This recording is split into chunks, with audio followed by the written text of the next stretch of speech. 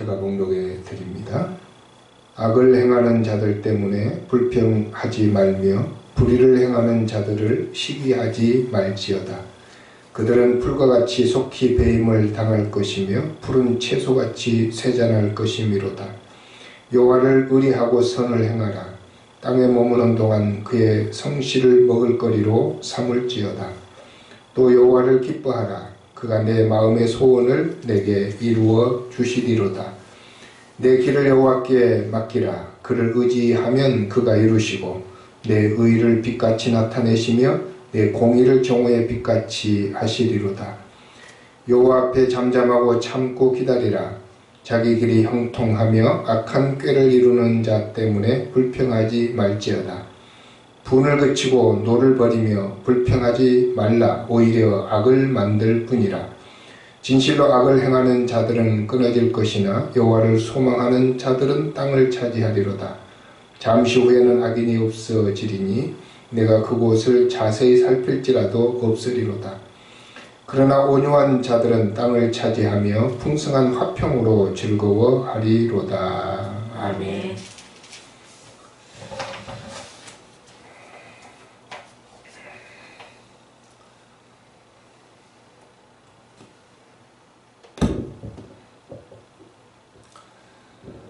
지난주에는 하나님의 공평에 대해서 말씀을 드렸습니다.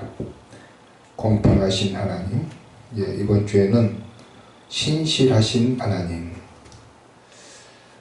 신실하신 하나님 따라해 봅시다. 신실하신 하나님. 신실하신 하나님. 신실하다라는 말은 믿을 수 있다 그런 뜻이고요. 변치 않으신다라는 뜻이 들어있습니다. 오늘은 악한 자에 대해서 이야기를 하겠습니다. 지난주에는 이제 불공정에 대해서 이야기를 했었는데요. 세상에 악한 사람들이 참 많습니다. 자기 욕심을 채우기 위해서 하지 못할 악한 일을 하는 사람들도 많이 있지만 그렇게 악하지는 않다 할지라도 남을 속이고 남에게 손해를 끼치는 그 교활한 사람들 참 많죠. 이 강남에 가면 그 테헤란로에 수많은 합법적인 네트워크 회사들이 많이 있는데 한 70, 80%는 다 어떻게 보면 사람들을 속이는 것입니다. 그래서 많은 사람들이 피해를 입고 엄청난 사람들이 거기에서 손해를 입게 된 거죠. 요즘 뉴스에 나오고 있는 그 라임 사태, 옵티머스 사태 다 똑같은 거죠. 돈을 가지고 장난을 치는 겁니다. 자기들만 아는 방식으로 사람들을 속이는 겁니다. 어떻게 보면 교활한 거지만 피해를 당한 사람들 입장에서 보면 악한 사람들이죠. 알고도 그랬기 때문에.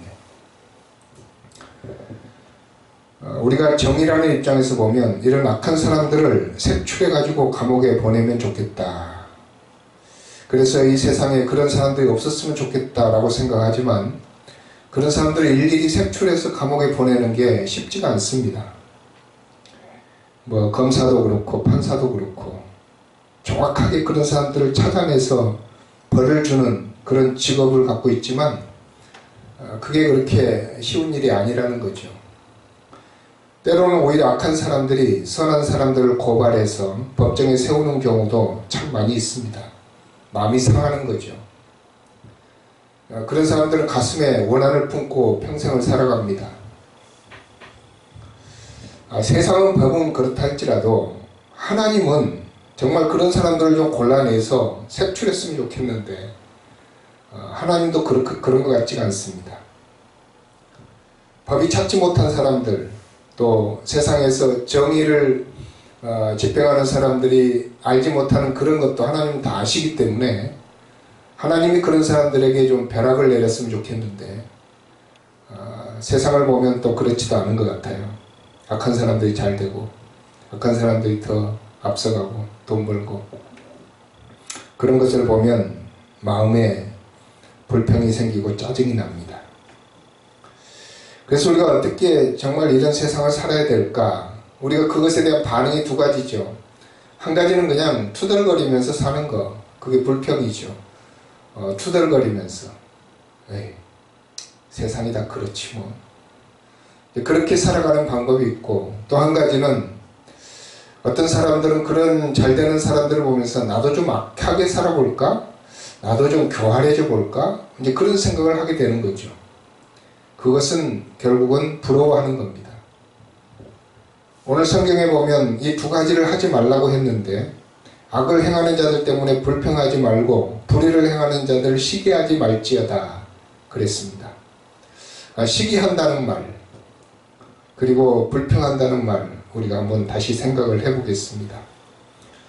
악한 사람들을 대할 때 쉽게 빠질 수 있는 두 가지, 불평과 시기. 이 불평한다는 말을 그 NIV라고 하는 영어 번역 성경에서는 초조해하다, 염려하다 라는 뜻을 가진 그 anxious라는 말을 썼습니다. 우리가 악한 사람들을 볼 때 초조해집니다. 또는 마음에 근심이 생깁니다. 그게 조금 더 발전하면 이제 입으로 그게 나오는 게 불평이죠. 그보다 더 심해지면 분노가 생깁니다. 그래서 이제 악한 사람들 때문에 초조하고 또는 불안하고 염려가 되고 그리고 불평이 생기고 분노가 생기는 그런 것 때문에 때로는 병이 생기기도 하죠. 이것을 하지 말라고 성경에 이야기를 합니다. 좀 불가능한 일 같죠. 제가 지난주 한 주 지나면서 우리 목사님들 이 인근에 있는 목사님들 그 단체 카톡이 있는데 그 카톡에 어떤 목사님께서 글을 올린 것을 잠깐 보았습니다. 그분도 자신의 글을 쓴 게 아니고 누군가가 그분에게 하소연 하듯이 보낸 문자를 공유를 한 겁니다. 그 내용에 보니까 그런 이야기가 있습니다. 군청에서 교회에 공문을 보냈는데 예배를 드리지 말라고 하는 행정명령을 내렸다는 거죠. 그럼에도 불구하고 교회를 했나 봅니다. 예배를 드리다 보니까 군청에서 몇 번 공문이 오고 나서 교세 폐쇄 명령을 내렸답니다. 근데 그것도 듣지 않으니까 이제 그 교회에 벌금을 150만 원을 과태료를 이제 부과했다는 거죠. 그래서 과태료 150만 원을 받고 보니까 이제 화가 난 거죠. 목사님이. 그래서 소송을 했답니다. 소송을 하고 나서 이제 과태료가 취소가 되긴 했는데 그래도 그 불만을 참지 못해서 총회에다가 이야기하고 총회에서도 어떻게 할 수가 없으니까 총회에서 우리 방역이 협조하겠다고 했기 때문에 그런 개개인의 그 교회 사례들을 가지고 또 어떻게 할 수 없잖아요. 그래서 그냥 죄송합니다라는 말 했더니 그분이 또 죄송하면 다냐고 그러면서 계속 화를 내다가 그 분이 풀리지 않으니까 전국에다 그 메시지를 이제 돌리는 거죠. 그것을 보면서 제가 이분이 화가 대단히 많이 났구나 라는 생각을 하면서도 이런 생각을 해봤습니다. 정말 정부가 악한가? 아니면 그 군청의 직원들이 좀 악하게 했나? 이런 생각을 해보았습니다. 그런데 한편으로 생각해 보니까 그런 것 같아요. 우리들이 볼 때는 그것이 악한 것인지 아닌지는 모르지만 그 목사님에게는 악하게 보였을 수도 있겠다라는 생각을 하게 됩니다. 그래서 그분이 이 악에 대해서 자기가 생각하기에 악하다고 생각하는 것에 대해서 상대적이긴 하지만 어떻게 처신하는 게 좋았을까 이제 그런 생각을 또 해보게 됩니다. 지금처럼 저항하고 또 반항하고 그리고 불평을 표시하고 하다 보니까 법대로 하다 보면 과태료도 부과되고 때로는 교회에 이제 딱지를 붙이고 폐쇄 명령을 내리게 되는 것이겠지요. 우리는 그렇게 분노하지만 정말 교회 다니지 않는 사람들이 그렇게 분노할까요? 당연하다고 생각하겠죠. 실제로 수많은 자영업자들이 문을 닫고 영업을 하지 못하고 그러는 가운데서 우리가 그분들의 생각도 해볼 수 있어야 됩니다. 그런데 중요한 것은 이제 그런 분들이 잘못이 누구에게 있느냐 이걸 따지기보다도 그 목사님이 어떻게 대처했으면 좋았을까라는 생각을 해보게 되면서 우리가 이 세상에서 부당한 일을 당했을 때, 악한 일을 당했을 때 어떻게 하는 게 좋을까라는 생각을 해보게 되는 것입니다. 오늘 말씀 37절에 보면 악을 행하는 자들 때문에 불평하지 말며 불의를 행하는 자들을 시기하지 말지어다. 그분들이 악하게 한 것을 아니라고 할지라도 그 목사님에게 개인적으로 악하게 느껴졌다면 그것도 똑같이 우리가 어떻게 해야 될지를 생각할 수 있는 것이지요. 불평하지 말며 시기하지 말지어다 라고 이야기를 합니다. 예수님께서는 그것에 대해서 이렇게 말씀하셨죠. 마태복음 5장 39절에 나는 너에게 이르노니 악한 자를 대적하지 말라. 누구든지 내 오른편 뺨을 치거든 왼편도 돌려대며 또 너를 고발하여 속옷을 가지고자 하는 자에게 겉옷까지도 가지게 하며 또 누구든지 너를 오리를 가게 하거든 그 사람과 심리를 동행하고 라고 말씀하셨습니다. 너를 고발하여 속옷을 가지고자 하는 자에게 겉옷까지도 가지게 하라. 과연 이것을 이 말씀대로 따르는 사람이 있을까요? 누군가가 나에게 부당하게 고발을 해서 속옷을 가지려고 하는데 겉옷을 줄 수 있는 사람이 있을까요? 그것에 대해서 항고를 하고 저항을 하고 무고죄로 고발을 하고 그렇게 해서 상대를 해야지 마땅하겠죠. 왜 예수님은 이런 우리가 따를 수 없는 이런 말씀을 하셨을까요? 중요한 키가 바로 앞에 보면 나옵니다. 나는 너에게 이르노니 악한 자를 대적하지 말라라고 하는 말씀에 포함이 되어 있습니다. 이것은 이래로 우리가 한다면 오른편 뺨치면 왼편 돌려대고 속옷을 가지고자 하면 겉옷을 주고 오리를 가져가면 심리를 걸어가지고 이렇게 한다면 악한 자들이 너무 좋겠죠. 악한 자의 천국이겠죠. 악한 자가 수주 맞는 거죠. 그래서 우리는 악한 자에게 그렇게 수지 맞게 해주지 않기 위해서 어떤 반항을 한다는 거죠. 그런데 예수님의 말씀의 핵심은 악한 자를 대적하지 말라라는 데 있습니다. 우리가 악한 자를 대적하면 싸움이 일어납니다. 그리고 그 싸움 때문에 더 많은 손해를 입게 되는 거죠. 때로는 우리의 생명을 위협받을 수도 있습니다. 그래서 예수님의 의도는 악한 자들을 상대해서 더 큰 손해를 입지 말고 우리가 그들에게 무엇인가를 주어버리고 그리고 내 자신의 마음속에 평안을 유지하라고 하는 그런 말씀입니다. 만약 이것을 그대로 하지 않는다 할지라도 우리가 마음속에 그것에 대한 불평이 살아남게 되면 그것이 곱씹게 되면 우리는 그 건강에 해를 끼치게 되는 거죠. 그래서 예수님께서는 우리 믿는 자들을 위해서 또 예수님의 제자들을 위해서 이 말씀을 주신 것이지 결코 악한 자들을 유익하게 하기 위해서 이 말씀을 주신 것이 아니고 또 이 악한 세상을 합리화하기 위해서 그냥 인정하기 위해서 이 말씀을 주신 것도 아닙니다. 우리 믿는 자들이 어떻게 보호받으며 살아갈 수 있을까라고 이 말씀을 주신 겁니다.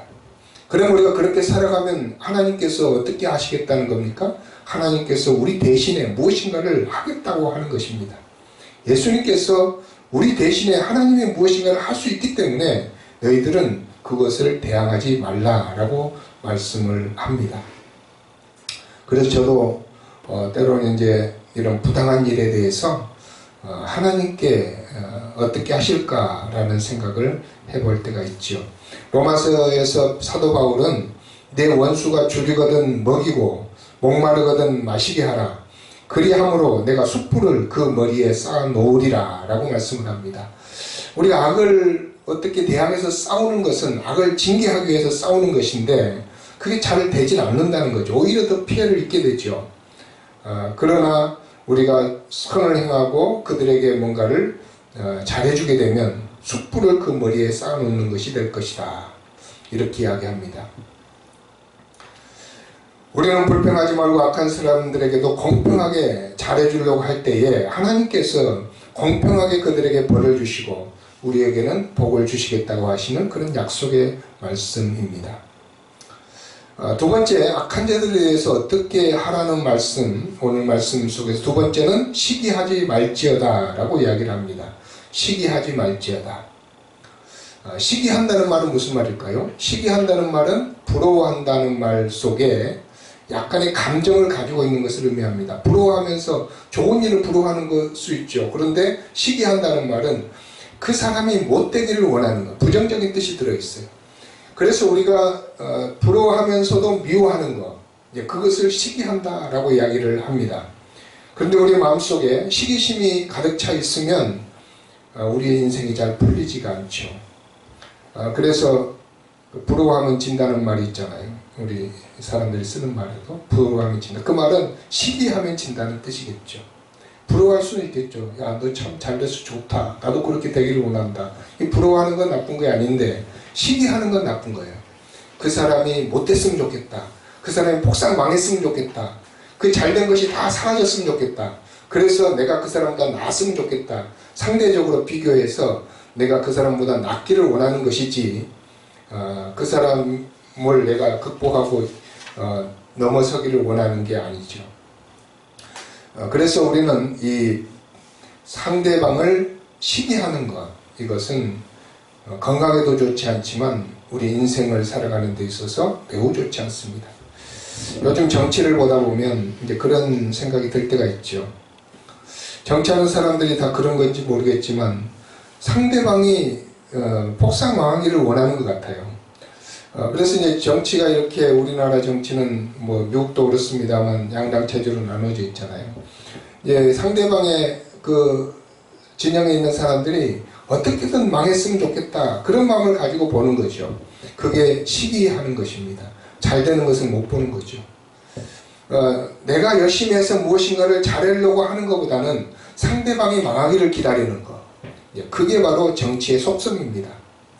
그래서 우리는 그것을 시기라고 볼 수 있기 때문에 믿는 사람들은 정치에 깊이 관여하면 안 됩니다. 교회가 정치에 깊이 관여하니까 그래서 그 시기하는 마음이 마음속에 들어오고 시기하는 것 때문에 미워하는 마음이 들어오고 미워하는 것이 공격으로 나타나고 공격으로 나타나다 보니까 그것은 결국 자기를 해하는 것이 됩니다. 그래서 우리는 옳은지 그른지를 떠나서 미워하고 시기하고 산다는 것은 하나님의 뜻이 아닙니다. 기독교인으로서 자기를 살피고 상대방을 저주하고 시기하는 것에서 멀어져야 됩니다.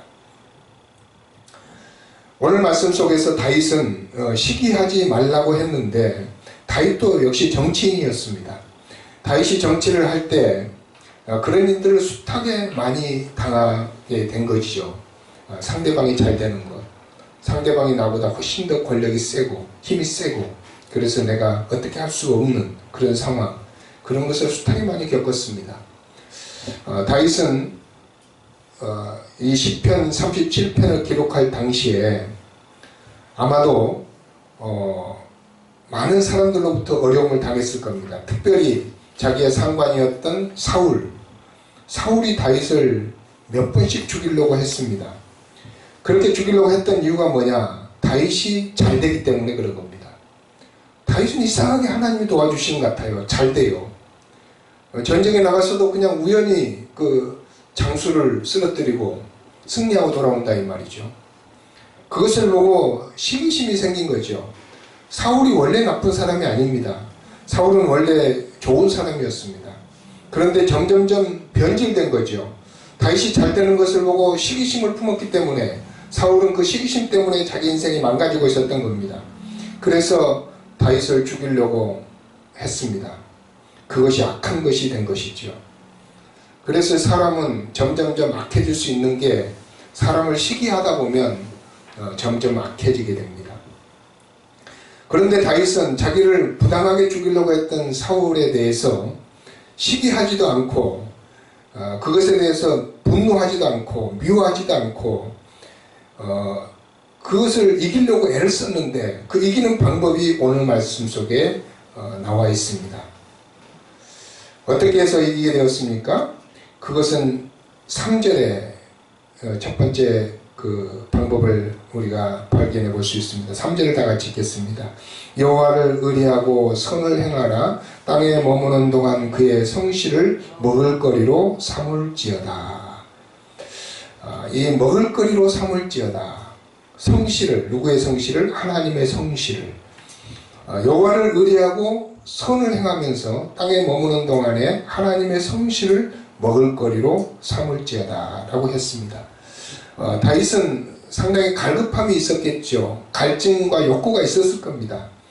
그것은 바로 우리 식욕이 우리의 먹을거리를 땡기는 것 같은 그런 욕구가 있었을 것 같아요.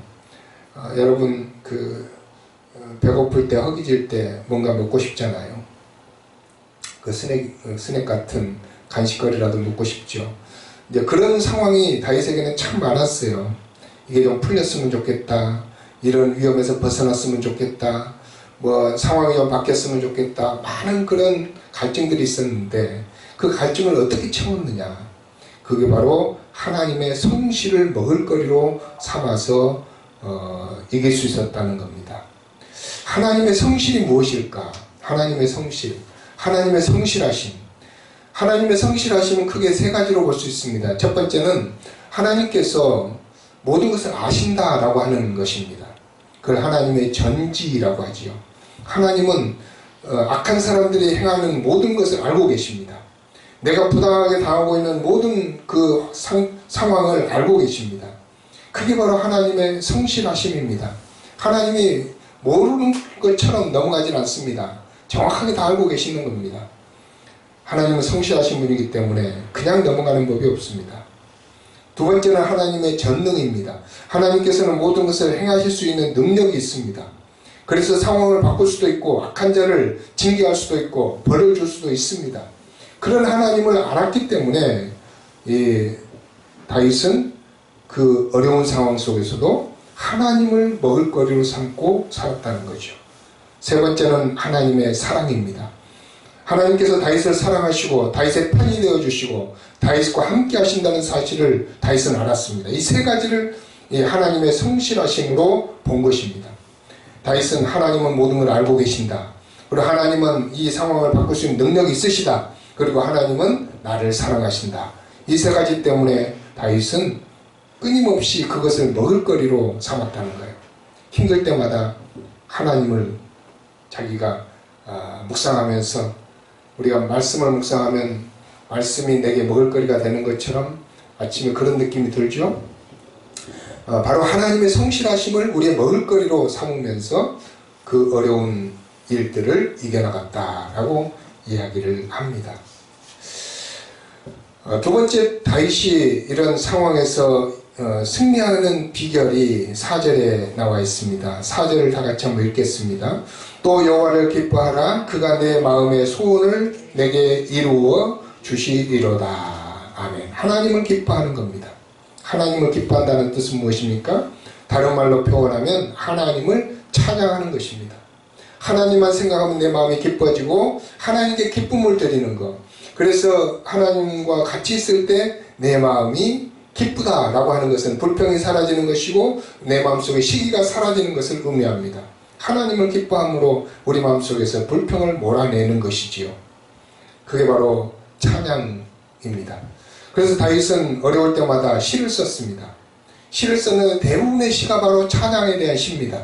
오늘 시편 37편도 마찬가지고 시편에 보면 수많은 시들이 다윗이 쓴 시들인데 그 속에는 자기의 고난을 호소하는 것도 있었고 자기가 오늘 교동문에서 읽었듯이 원수에 대해서 하나님께서 뭔가를 해주시기를 원하는 것도 있었고 다 그게 시로 표현이 됩니다. 그런데 사람들에게 표현해야 될 것을 사람들에게 표현하지 아니하고 하나님께 표현하면서 그것을 말한 것입니다. 그게 바로 중요한 우리가 분노를 처리하고 악한 자들을 상대하는 좋은 방법이 되는 것이죠. 여호와를 기뻐하라. 그가 내 마음의 소원을 내게 이루어 주시리로다. 다윗은 그래서 시를 쓰면서 그 일을 이겨냈다고 하는 것이, 여러분 글을 써보면요 마음이 좀 차분해지고 가라앉는 것을 느낄 수 있어요. 여러분 혹시라도 막 분노가 생기고 마음에 엄청나게 불평이 생길 때는 좀 좀 글을 써보십시오. 그래서 조그마한 노트를 하나 가지고 거기에다가 이제 저는 이제 그럴 때마다 시를 좀 쓰기도 하는데, 이 글을 쓰다 보면 마음이 쫙 가라앉고 모든 게 정리가 됩니다. 정리가 돼요. 예수님께서 어디 갔는데 어떤 유태인들이 막 웅성웅성거리면서 여자를 하나 끌고 왔어요. 그 여자가 가늠하다 현장에서 잡혔는데 이 사람을 돌로 치고 싶은데 예수님에게 일단 물어보고 치자는 거죠. 그래서 예수님이 치라고 그러면 치고, 치지 말자 그러면 또 왜 율법에 치라고 그랬는데 치지 말라고 했느냐, 예수님 꼬투리 잡기 위해서 데리고 왔어요. 그것을 보니까 예수님이 여러 가지 감정이 복합적으로 드는데 표현할 수가 없어요. 뭐라고 말을 할 수가 없어요. 그래서 예수님이 땅바닥에다가 글을 쓰십니다. 그 예수님이 땅바닥에 글을 쓰시는 게 무슨 것인지, 어떤 말을 썼는지 성경에 나오질 않지만, 일단 글을 쓴다는 거 하는 것은 우리의 마음을 정리하는 것입니다. 마음을 정리할 뿐만 아니라 마음을 안정시키는 거예요. 그래서 여러분도 혹시라도 정말 복잡하고 힘든 일이 있을 때 이런 글을 써볼 필요가 있습니다. 글을 쓰는데 중요한 것은 하나님을 찬양하는 글, 하나님께 또 내가 기도하는 글, 호소하는 글, 내 모든 상황을 알리는 글들을 써보게 되면 모든 일들이 다 정리가 되는 것을 발견할 수가 있습니다. 그리고 다윗은 종종 음악을 연주했습니다. 저도 요즘에 기타를 좀 배우고 있는데, 수금으로 음악을 연주하면 다윗의 마음에 평화가 찾아왔습니다. 정말 견딜 수 없는 상황에서 자기는 잘못도 하지 않았는데 사울이 군사를 대동해서 쫓아오잖아요. 그런 상황에서 다윗이 어떻게 했느냐, 때때로 수금을 들고 연주를 합니다. 어떻게 그런 상황에서 연주가 됩니까? 노래를 부를 수 있습니까? 그러나 다윗은 그 노래를 통해서 자기의 마음의 평화를 갖게 된 것이죠. 그리고 그 음악을 연주하는 그런 찬양이 악한 영들을 몰아냅니다. 우리 마음속에도 악한 영들이 숱하게 많이 들어와서 진을 치고 있습니다. 그런 영들을 몰아내는 거죠. 그 영이 가득 찼던 사울이 때로 막 시기심이 발동하니까 다윗에게 창을 던지고 그랬잖아요. 악한 영이 발동을 하니까. 그때 다윗이 수금을 연주하면 그 악한 영이 싹 도망가고 사울이 제정신이 돌아오고 그랬잖아요. 그것처럼 우리 자신을 위해서도 수금을 연주해야 돼요. 내가 너무 분노가 가득 찰 때, 내가 힘들 때 이 노래를 하고 찬양을 하다 보면 이제 그 악한 영들이 떠나고 하나님의 평화의 영이 임하게 됩니다. 다윗은 그런 방법으로 이 분노를 다스렸다고 하는 얘기죠. 그리고 이제 마지막에는 길을 여호와께 맡기는 것입니다. 자, 5절 다 같이 읽겠습니다. 내 길을 여호와께 맡기라. 그를 의지하면 그가 이루시고, 6절 내 의를 빛같이 나타내시며 내 공의를 정오의 빛같이 하시리로다. 내 길을 여호와께 맡기라. 그를 의지하면 그가 이루시고 라고 했습니다. 제가 아까 소개해드렸던 어떤 목사님의 글을 소개해드렸는데 공감을 하고 많은 사람들이 그렇게 공감을 했지만, 또 저는 한편으로 그런 생각을 해봅니다. 그래도 목사니까 마음을 가라앉히고 흥분을 가라앉히고 의견을 개진하고 누군가에게 자기의 의견을 피력하고 이 상황을 좀 바꿔보려는 노력을 다른 방법으로 할 수는 없었을까, 그런 생각을 해보게 되는 거죠. 전에 광화문에서 어떤 목사님이 막 정부를 향해서 그렇게 데모를 할 때 우리 교단에서 나는 그런 생각을 했어요. 많은 교단의 어른들이 좀 총리를 만나서 대화를 하면 어떨까? 대화를 해서 예배를 어떤 식으로 어느 정도 허용하면서 해야 될지를 의논하면 되지 않을까? 그냥 정부의 조치가 나쁘다, 방역당국이 잘못됐다, 막 그렇게 데모를 할 게 아니라 우리가 의논을 해야 되는 것입니다. 그렇게 하면서 이 모든 길을 여호와께 맡겨야 되죠. 우리 교회가 피해를 입어서 너무나도 힘든 상황이 되었는데 그것에 대한 분노를 일으킬 것이 아니라 하나님께서 이런 상황을 통해서 교회에 무슨 말씀을 하고 계시는지를 우리가 생각을 해야 됩니다. 저는 하나님께서 우리 교회에 많은 메시지를 주고 있다고 생각을 합니다. 그리고 이 상황이 끝나고 나면 교회가 어떻게 변해야 될지 우리가 지금 생각을 해야만 하는 것이지요. 그런 의미에서 우리가 생각하기에 악한 사람이라고 생각하고 싸울 것이 아니라 흥분을 가라앉히고 우리의 길을 여호와께 맡기는 그런 훈련을 해야 됩니다. 다윗이 사울이 쫓아올 때, 아니면 그 다윗의 아들 압살롬이 아버지를 궁에서 쫓아내고 자기가 왕이 돼가지고 그렇게 다윗과 싸울 때 다윗은 어떻게 했을까요? 그리고 다윗은 어떤 생각을 했을까요? 그때 다윗은 내 길이 어떻게 될지 알 수 없지만 나는 내 길을 여호와께 맡긴다. 그것 때문에 다윗은 거기서 살아남을 수가 있었습니다. 그냥 하나님께 그의 길을 맡긴 거죠. 내가 계획하고 어떻게 하겠다 뭐 그런 뜻이 아니라 하나님을 우리가 찬양하고 하나님을 기뻐하고 하나님을 기다리다 보면 하나님께서 이루실 것인데 내 길은 여호와께 맡기겠다, 그런 마음이 분명하게 있었던 것입니다. 그래서 분노를 그치고 노를 버리고 불평하지 않고 그 상황을 이겨낼 수가 있었던 것이죠. 그게 바로 다윗의 온유함입니다. 하나님의 성실하심과 다윗의 온유함, 이 두 가지 때문에 다윗은 결국 모든 어려움을 이기고 다시 왕으로 등극하게 됩니다. 그래서 그 모든 문제를 해결하고 이제 전무후무한 이스라엘의 가장 유명한 왕이 되는 것이죠. 오늘 읽었던 성경 말씀 마지막 구절을 우리 다 같이 한번 읽겠습니다. 그러나 온유한 자들은 땅을 차지하며 풍성한 화평으로 즐거워하리로다. 아멘. 우리가 악한 자들을 대해서 불평하지 않고 시기하지 않고 어떻게 살아갈 수가 있겠는가라는 생각을 할지 모르지만 우리의 하나님이 계시기 때문에, 성실하신 하나님, 신실하신 하나님이 계시기 때문에 그분이 모든 것을 알고 그분이 모든 것을 하실 수 있고 그분이 우리를 사랑하신다면 우리는 모든 길을 여호와께 맡기고 그리고 온유함으로 모든 상황을 이겨낼 수가 있게 되겠지요. 그랬을 때 하나님께서 우리에게 새로운 상황을 열어주실 줄로 저는 믿습니다. 그래서 교회가 더 정화가 되고 교회가 숫자가 줄어들지는 모르지만 더 본질을 찾아가고 그래서 더욱더 하나님께 가까이 나아가고 하나님의 뜻을 실현하고 그래서 하나님이 주시는 선교의 사명을 더 잘 감당하는 그런 교회가 되리라고 저는 믿습니다. 악한 자들 때문에 불평하면서 세월을 보내고 몸에 병이 드는 그런 어리석은 우리가 되지 말고 하나님께 나아가서 하나님을 찬양하고 주의 성실하심을 먹을거리로 삼는 그런 여러분 될 수 있기를 주의 이름으로 축원합니다. 기도하겠습니다.